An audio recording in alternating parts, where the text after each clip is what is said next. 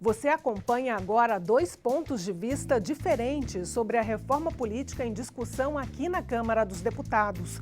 A primeira entrevista é com Márcio Coimbra, que é professor de política do IBMEC. Em seguida, ouvimos Mara Teles, que é professora de ciência política da Universidade Federal de Minas Gerais. Acompanhe. Neste ponto de vista, o coordenador do IBMEC, Márcio Coimbra, fala sobre a proposta de reforma política em análise na Câmara. O texto do deputado Vicente Cândido, do PT de São Paulo, sugere o financiamento público de campanha, combinado com doações de pessoas físicas e a instituição de listas partidárias pré-ordenadas nas eleições de deputados e vereadores, associadas ainda com o fim das coligações.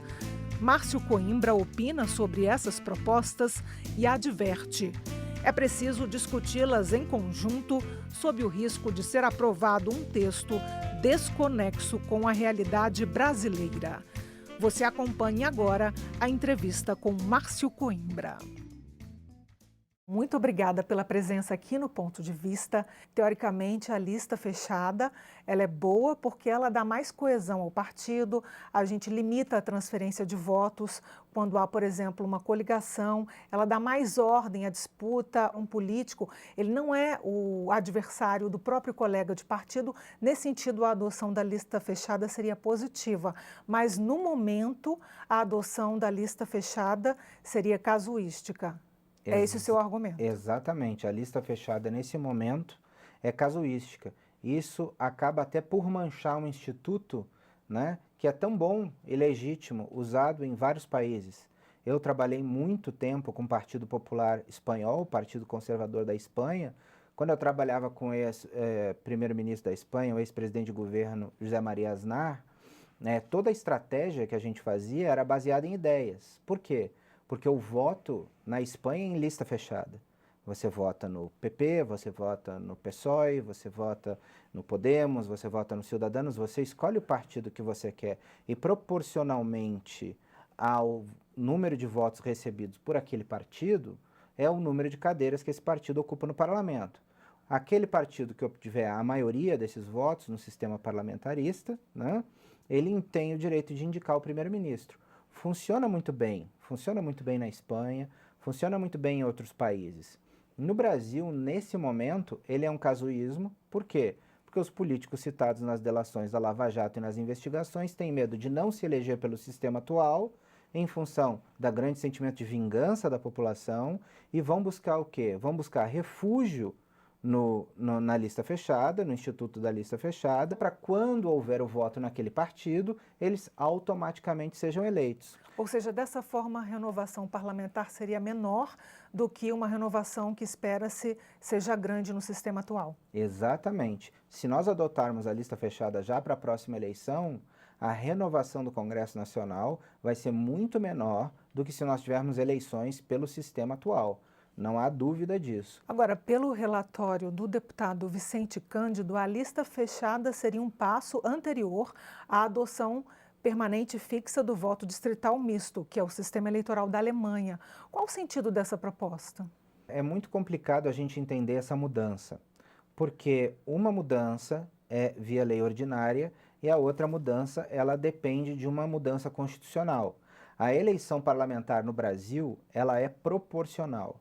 Se você vai mudar ela para um sistema distrital mais proporcional, você vai precisar de uma proposta de emenda constitucional. Ou seja, você mudar para o sistema de lista hoje, ele é muito legislação simples. É legislação simples. Mas se você em 2022 ou em qualquer outra eleição que a gente tenha pela frente, vai mudar o sistema, isso vai demandar que o parlamento mude via emenda constitucional. E aí a gente vai precisar ter uma maioria muito mais significativa para votar essa alteração. Então eu acho isso um pouco complicado de acontecer nesse momento. E só para a gente encerrar, Márcio, a questão da lista aberta, lista fechada, o Brasil está preparado porque a cultura brasileira está muito acostumada a votar na pessoa. Embora no Brasil a gente tenha também a opção de votar na legenda, mas 90% dos brasileiros votam na pessoa. Então, o Brasil estaria pronto para essa mudança tão radical, lista aberta para lista fechada? Eu acho, Aline, que a gente precisa, antes de qualquer coisa, entender que o brasileiro ele precisa passar por um grau de maturidade maior. Porque para nós votarmos hoje num sistema de lista fechada, nós precisamos de partidos fortes, de partidos organizados e de partidos que vendam ideias. Num sistema onde a gente tem mais de 30 partidos, é muito difícil, você conta nos dedos de uma mão, os partidos que votam ideias. Nós precisamos reduzir o número de partidos se nós formos falar de lista fechada, né? Ou se nós formos falar de qualquer outro sistema. Mas também nós temos outros sistemas, como por exemplo o distrital puro, né? Que é um sistema que também ele fornece o quê? O eleitor está mais perto do seu representante, né? E fornece uma conexão maior com o partido. O relatório da reforma política, ele prevê a proibição das coligações nas eleições proporcionais, que seria uma proposta que atingiria em cheio os pequenos partidos, não é isso? A proibição das coligações mais a lista fechada, ela vai acabar enxugando o número de agremiações que a gente tem. Mas outros também, outras propostas, elas poderiam enxugar também da mesma forma. Ou seja, tudo vai depender de como isso vai ser votado, de como isso vai ser implementado. A gente lembra que nós já tivemos propostas de reforma política no Brasil, tentando limitar o número de partidos, e o Supremo Tribunal Federal derrubou isso. Que foi né? a cláusula de barreira de 2007. Exatamente. Então, a gente precisa ter muito claro de que pode ser que nós tenhamos algum tipo de legislação que acabe não sendo contemplada, passe aqui e não seja contemplada de forma plena em função de questionamentos no Supremo Tribunal Federal. Agora, com certeza, é uma forma de você diminuir o número de partidos. Porque né? no caso da coligação você impede, inclusive, a transferência de votos, né? Exatamente. Um partido ou um deputado já atingiu a cota, vai para outro. Isso fica bem limitado com a lista fechada. Isso fica bem limitado e você vai ter proporcionalmente o voto dentro daquele partido. Então, se acredita que isso possa acontecer e que esse sistema ele possa, de alguma forma, reduzir o número de partidos no Brasil. Eu acho pouco provável. Pode acontecer, mas eu acho pouco provável. Eu acho que os pequenos partidos vão espernear muito ainda pelo seu espaço. E mais do que isso, Aline, eu acho que nesse novo cenário que nós vamos ver em 2018, nós podemos ver até um tiro no pé. Algumas grandes agremiações achando que elas vão acabar sendo beneficiadas por esse sistema e podem acabar sendo prejudicadas. E nós podemos ver pequenos partidos que têm fortes ideias, né? E que vendem ideias, mas não têm grandes nomes, esses partidos podem ascender e podem acabar tendo maior força no parlamento do que muitos partidos que nós conhecemos hoje. O judiciário entendeu que as empresas não podem financiar as campanhas e nós tivemos inclusive uma eleição modelo, um case, como se diz na ciência política, para ver qual seria a influência do poder econômico. Agora, para as próximas eleições de 2018, propõe-se um modelo público no relatório, a constituição de um fundo partidário para financiar essas eleições. Para a população cai muito mal. Cai muito mal no sentido de que você está usando dinheiro público para fazer a política sobreviver, né? E as pessoas não querem isso, né? As pessoas têm uma aversão à política hoje, o que é muito triste. Com a outra reforma, que você proibiu o financiamento empresarial de campanha, o que acabou acontecendo? Acabou que, acabando com esse financiamento empresarial, quando houve a primeira eleição, que foi essa eleição municipal, os políticos entenderam o quão difícil ia ser uma eleição sem recursos. E nós vimos o resultado nas principais cidades brasileiras. Foi uma campanha mais curta, né? Nós acompanhamos aqui no dia da eleição juntos, né? Foi uma campanha mais curta e foi uma campanha de grande renovação, né?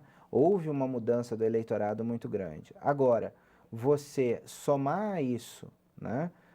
Logo depois, o aumento do fundo partidário, isso vai trazer um sentimento de revolta para a população. Por quê? Porque como os políticos proibiram o sistema empresarial, o financiamento empresarial, e depois você teve um financiamento de pessoas físicas que ainda não amadureceu, Exato, você vai porque meter a mão na burra do Estado Exato, porque o para político financiar ainda pode políticas. se autofinanciar até 10% do Uhum. patrimônio dele. Então a gente tem milionários financiando a própria campanha. Essa não seria uma janela que deveria ser fechada? Ah, sem dúvida alguma. A regra, ela tem que valer para todos, né? Então, se a gente tiver um financiamento público de campanha, que ele seja público e que ele não tenha janelas para eventuais candidatos aí a atravessarem, né? Agora, como você justifica para a população um aumento do uso do fundo partidário dessa forma, isso é um pouco assustador. Márcio, sobre outra proposta que está no relatório da reforma política, que é a não coincidência entre as eleições. Como todo mundo sabe, as eleições para deputado, para presidente, para governador são eleições coincidentes. Entende-se que eleições coincidentes ajudem na formação da maioria legislativa. Qual seria a ideia, então, por trás desse relatório de tirar a coincidência entre essas eleições? A gente tem pontos positivos e negativos em relação a isso. O ponto positivo da coincidência das eleições é que você consegue formar uma maioria, né, que vai governar durante aquele determinado tempo. Ou seja, um governo ele é eleito e ele não precisa ficar trabalhando em reeleição de base parlamentar, ele não precisa de uma mudança dentro do parlamento durante o governo, o que pode causar abalos, né? A gente pode lembrar muito bem a eleição do presidente Fernando Collor em 89, ela foi dissociada da eleição ao Congresso Nacional. E o primeiro ano do governo Collor houve a preocupação muito grande do resultado que seriam as eleições parlamentares de 1990. Nós tivemos eleições para governadores, para as assembleias estaduais e para o Congresso Nacional em 1990. E o presidente Collor, muito mais preocupado com o governo, acabou se preocupando, tendo que se preocupar também com a construção de uma maioria parlamentar. Ou seja, você tira o foco em governar e traz o foco para a criação de uma base para o financiamento de eleições, ou seja, para você ter uma maioria, formar uma maioria no parlamento. O outro aspecto, que eu diria que é o outro lado da moeda, que é a não coincidência de eleições, tornam as eleições algo corriqueiro, o que é uma coisa importante para o brasileiro também. Para a educação, Para no a sentido de educação não participar somente democrática. de 4 em 4 anos. Exatamente. Se você errou ali em 4 anos no seu voto, você vai ter que esperar mais 4 anos para todo o sistema mudar, E né? para lembrança também, porque muita gente não lembra em quem votou para deputado federal, por exemplo. Praticamente Principalmente ninguém. para os cargos proporcionais. Exatamente. Quando a gente faz as pesquisas para eleições, e eu trabalho já em eleições há praticamente mais de 20 anos, a gente vê que o grau, né, de lembrança da população em relação ao voto anterior é muito pequeno.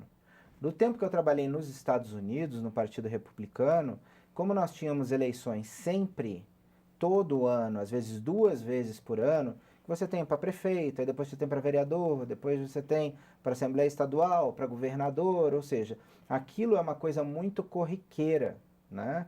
E isso leva a população a se engajar mais. E ela pode votar em um determinado ano em um candidato, se ela vê que aquilo não está dando resultado, quando ela vai votar para o governo, ela vota em outro candidato que não de outro partido que ela não votou para prefeito e para presidente, para deputado. Ou seja, essa não coincidência de eleições, ela é também salutar para a democracia. Mas você precisa ter um sistema democrático amadurecido para você também implementar esses institutos aos poucos. A gente sempre lembra também, Aline, que essa não coincidência de eleições, como ocorre nos Estados Unidos, ela ocorre num sistema eleitoral completamente diferente, que não é nem o proposto pelo relatório, que está vindo aí, e também não é o sistema que nós temos, é um outro sistema, que é o sistema distrital puro, né? Agora, para a gente terminar a nossa conversa, a gente está quase no finalzinho, uma proposta emblemática dentro do relatório de reforma política, que é a ausência de vices. Pelo que diz o deputado, é para você diminuir a quantidade de gastos que você tem com uma máquina que você praticamente não usa, né?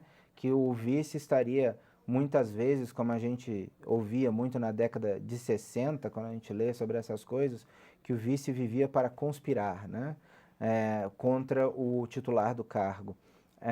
A figura do vice eu acho completamente desnecessária, eu acho que ela vem em um bom momento, né, assim como também viria um bom momento você também acabar com suplentes de senadores, né? Você acabando com suplentes de senadores, se um senador renunciar ou quiser assumir um ministério, assume o que chegou em segundo lugar, né? Eu acho que isso é muito mais justo. Se o primeiro quer abrir mão do seu cargo, tudo bem, a população elegeu um segundo lugar, né? Então esse segundo lugar, né, subiria. E para a questão do vice, eu acho que no Brasil esse nosso sistema ainda ele está meio híbrido. Ele está meio híbrido entre proporcional, ele está meio híbrido querendo se implementar um distrital, querendo acabar com vices. Está me parecendo aquelas coisas que a gente só faz no Brasil. Pega um pouco de tudo, mas que na verdade ele não tem um rumo definido, ele não tem uma forma definida e ele fica passeando por diversas propostas que umas são boas em um país, outras são boas em outro país, mas elas não são efetivamente regras que criem uma unidade, que estejam dentro de um sistema que possam criar harmonia para a democracia brasileira. Márcio Coimbra, muito obrigada pela conversa. Eu que agradeço, Aline. Obrigado.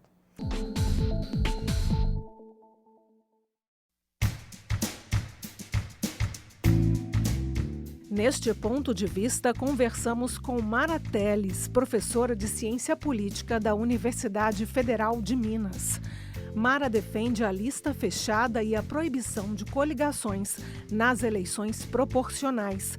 Duas medidas adotadas pelo deputado Vicente Cândido no relatório da reforma política.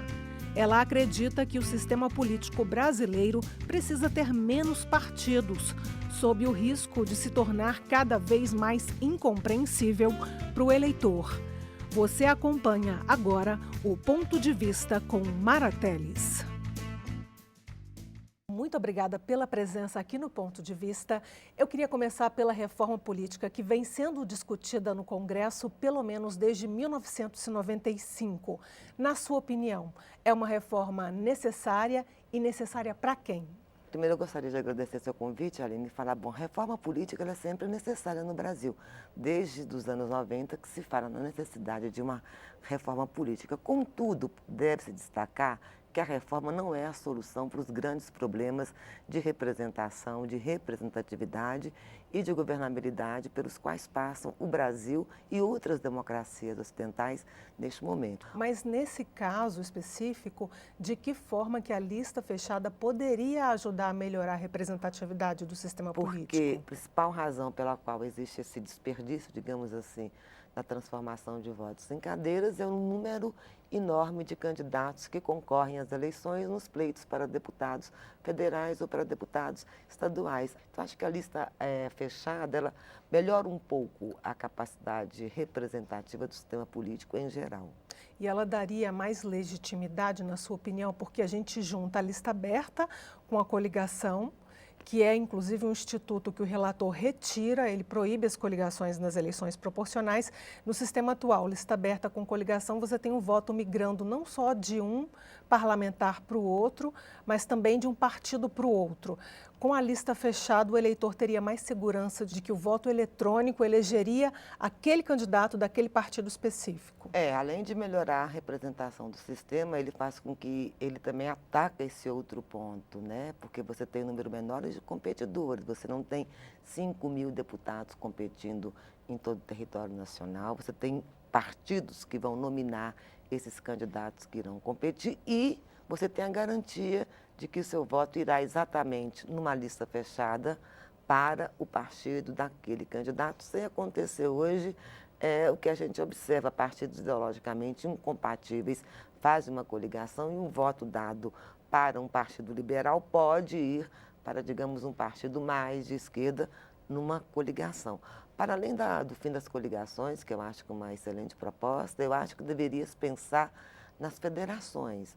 As federações, elas funcionam de uma maneira diferenciada, elas obrigam aqueles partidos que se coligaram nas eleições a se manterem juntos também para governar. Fazer com que os líderes partidários pensassem na hora de disputar a eleição exatamente qual a consequência dessa Qual a disputa consequência seria dessa depois no disputa. Congresso. E, além disso, os pequenos partidos poderiam participar dessas federações, porque com o sistema de lista fechada, a tendência é que o eleitor vote nos principais partidos, se é que, depois dessa crise política, vai sobrar ainda algum partido tradicional. Em relação à crítica de que a lista fechada, por exemplo, ela favoreceria o caciquismo nos estados. Digamos que um deputado seja muito querido num determinado estado, mas que ele tenha uma desavença política grave com os chefes do partido. Ele vai ficar naturalmente nos últimos lugares da lista. Eu acredito que hoje a lista fechada ela tende a funcionar informalmente. Por exemplo, numa eleição, no financiamento de uma determinada eleição, aqueles candidatos que são os preferidos dos partidos ou daquele partido específico tende a ter mais recursos, tende a ter, inclusive, Aline, mais visibilidade no horário gratuito de propaganda eleitoral. Então, os partidos têm algum controle já sobre os seus líderes e têm algumas preferências mais ou menos intensas por alguns dos seus candidatos. Em segundo lugar, eu acredito que o sistema partidário ele tem que servir ao eleitor, não ao parlamentar. Todas as regras e todas as mudanças feitas nas normas do sistema eleitoral têm que ter em vista a qualidade da representação de baixo para cima. E tem que facilitar a escolha do eleitor e não necessariamente a escolha do parlamentar. Então, eu acho que isso é uma inversão. Por outro lado, alega-se que os partidos se tornariam mais oligarquizados com as listas fechadas. Ora, nós temos no Brasil vigente há anos as eleições proporcionais com lista aberta e os partidos já são oligarquizados, já são fechados e são muito pouco democráticos. Então, não foi a lista aberta que necessariamente produziu o efeito de oligarquização dos partidos políticos. De que forma que a lista fechada pode colocar maior ordenamento no financiamento das campanhas eleitorais? Por uma razão muito simples, Aline. Quando você tem uma lista fechada, você vai financiar o número total de partidos que existe no sistema político. Quando você tem uma lista aberta com esse número enorme de candidaturas, você pode, por exemplo, aumentar o custo das campanhas, tá certo? Então, eu acho que o financiamento público ou privado, ou um mix entre financiamento público e privado, ele tem sentido quando a lista ela é fechada. O financiamento atual, para o telespectador compreender bem, ele já é misto, não é? Tem recursos do Orçamento Geral da União e recursos de contribuições também privadas, que foi a mudança que proíbe as empresas de contribuírem para as campanhas eleitorais. O que precisa ser mudado ainda na lei eleitoral nesse sentido, para que haja maior equidade de disputa entre os candidatos? Veja, eu acho que essas eleições de 2016 para prefeito, elas mostraram bem a inviabilidade de financiamento apenas público das campanhas. Os próprios vereadores, eles não tiveram condições de fazer campanha com pouco de recurso que lhes era repassado pelos partidos políticos, uma vez que o financiamento de campanha, na forma como foi feita pela reforma de 2015, aplicada nas eleições de 2016, ela acabou por privilegiar a figura do executivo, no caso do prefeito. Isso é muito ruim também, porque reduziu-se o tempo de campanha na reforma de 2015, ao mesmo tempo manteve-se um número muito elevado de candidatos a vereadores nesse processo, que foi o nosso case, e esses vereadores tinham também reduzido o recurso e reduzido o tempo de televisão. O que isso significa em termos de informação? Significa a redução da informação para o eleitor. Candidaturas volumosas, tempo reduzido de campanha e pouca visibilidade desses candidatos proporcionais, no caso dos vereadores, na televisão. Mas veja bem, infelizmente chegou-se a um nível tal de criminalização da política, pela espetacularização aí negativa do espaço da política, que hoje não caberia, em função desse castigo, discutir um retorno a um financiamento privado, o que seria positivo, não na forma como era feita. Apenas no Brasil o financiamento é feito a partir do teto do doador. Então, se o doador tinha bilhões, ele poderia financiar X daqueles bilhões que ele tinha. O candidato ele pode financiar do próprio bolso até X do patrimônio dele. Exatamente. Então, você pegar um teto de financiamento pelos recursos do doador vai sempre trazer uma enorme desigualdade e fazer com que as empresas privadas possam interferir de modo demasiado no mercado político, trazendo aí uma desigualdade que a política pretendia equilibrar. O poder econômico não pode controlar as decisões políticas. Mas, por outro lado, não é razoável também que você retire qualquer financiamento privado das campanhas, não recursos concentrados de financiamento que se tem hoje, mas que você tenha entidades que participem, sindicatos de trabalhadores,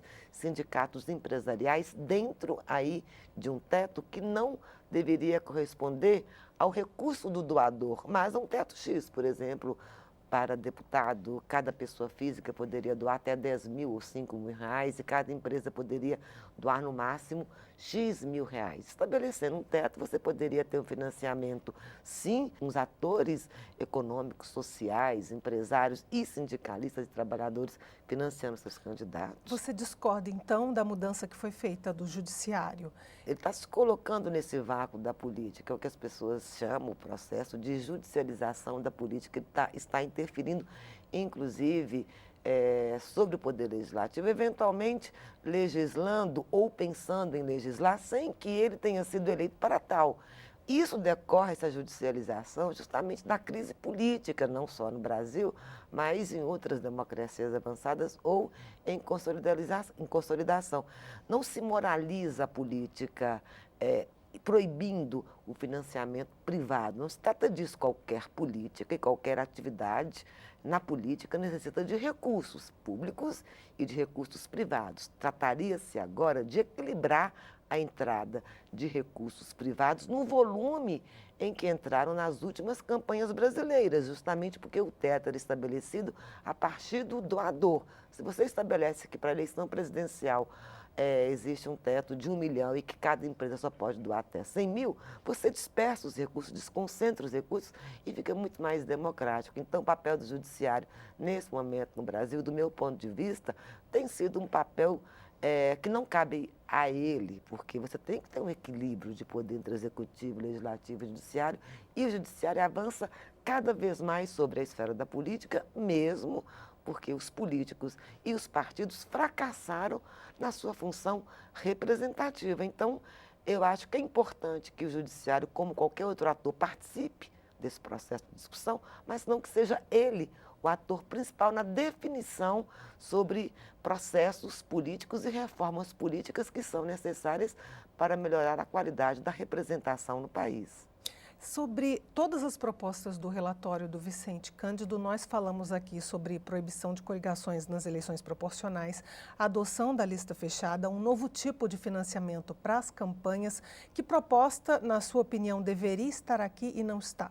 A proposta das federações, eu sou absolutamente a favor do fim das coligações, mas eu acredito que, a princípio, isso pode prejudicar um pouco os pequenos partidos. Os pequenos partidos, eles dependem muito dessas coligações com os grandes partidos, eles se estruturaram com essas estratégias, não cabe agora julgar se eram corretas ou não, mas eles eram dependentes. Então, eu acredito que as federações dão um grau de responsabilidade maior na escolha dos parceiros com as quais você irá contar para governar. Você coliga nas eleições e também mantém aquela coligação no governo, uma espécie de parlamentarismo, digamos, branco. O que eu acho que ainda não foi bem respondido por essa reforma, além de vários outros pontos, é esse desequilíbrio que tem entre dispersão dos poderes. O poder no Brasil não é concentrado. A lista aberta tende à dispersão dos poderes, o número de partidos ainda é muito grande, nós temos aí 32 partidos, e o número de competidores, ainda ninguém tocou nesse ponto. Nós não temos aqui nessa proposta uma cláusula de barreira, por exemplo. Nós não temos uma cláusula de barreira que poderia reduzir o número de partidos, mas nós também não temos nada especialmente dedicado ao número de candidatos por partidos.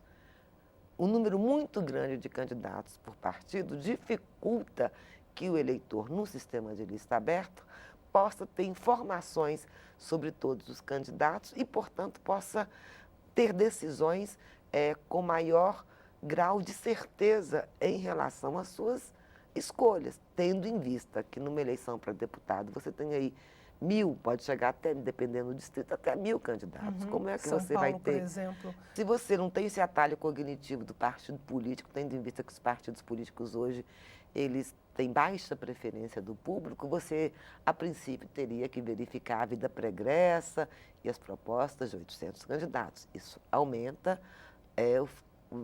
a quantidade de recursos que vão circular numa campanha e é impossível que qualquer mecanismo de fiscalização possa efetivamente fiscalizar a prestação de contas e o uso de recursos de 800 ou de 1.000 candidatos. Então, o número de candidatos, a permissão de que os partidos possam lançar até 1,5 o número de candidatos. E se fizer coligação, ainda mais. 2,5 número, com esse número enorme de partidos que nós temos, isso aí vai ser constantemente um fundo, um desafio para o poço de Brasil. corrupção. Porque não se pode fiscalizar 1.000, 2.000, 3.000 E também candidatos. um desafio para a governabilidade, como você mencionava no início do programa. A gente talvez aumente a representatividade, mas sacrifica a governabilidade. Sobre a cláusula de barreira ainda, o STF já garantiu que é inconstitucional há anos atrás. A gente pode discutir o assunto novamente? Existe espaço para isso? Tantas ações, né, Aline? A gente tem visto que se recorre o tempo todo ao STF nesse processo aí de judicialização, que eu acho que essa discussão pode ser feita, essa discussão deve ser feita. Essa cláusula de barreira foi proposta, se não me engano, em 2006 e foi considerada inconstitucional em 2007. Ela iria reduzir muito o número de partidos políticos no Brasil, sacrificando, inclusive, alguns pequenos partidos de esquerda, como o PCdoB. Eu acredito, não sabemos ainda o efeito dessa reforma, não sabemos ainda se ela será discutida, porque a legitimidade dessa própria Câmara também está em suspeita pela opinião pública. Então, a gente não está num momento de normalidade, nós estamos numa profunda crise política institucional. Então, o próprio fato de falar em reforma é positivo, mas essa Câmara garante a legitimidade dessas reformas que estão sendo feitas nesse momento? Então, são questões que a gente também tem que discutir, porque isso faz parte do debate atual da opinião pública. Então, pensar em cláusula de barreira reduz o número de participantes e concentra, por seu turno, nos maiores partidos. Ora, mas os maiores partidos, justamente eles, estão em suspeição por parte da opinião pública, ainda que parte dessas suspeitas sejam originadas não em fatos verídicos, mas numa espetacularização da própria política e numa certa ideia de criminalização da política que é negativa para a democracia. Então, reduzir agora o número de partidos pode ser positivo para reforçar a representação institucional, mas, por outro lado, pode ser muito negativa aos olhos da opinião pública, que desconfia muito do Congresso Nacional. Mara, foi um prazer conversar com você aqui no Ponto de Vista. Muito obrigada. Obrigada a você pelo convite. Eu acabei de conversar com Mara Telli, cientista política e professora da Universidade Federal de Minas Gerais. A gente se vê no próximo Ponto de Vista. Até lá!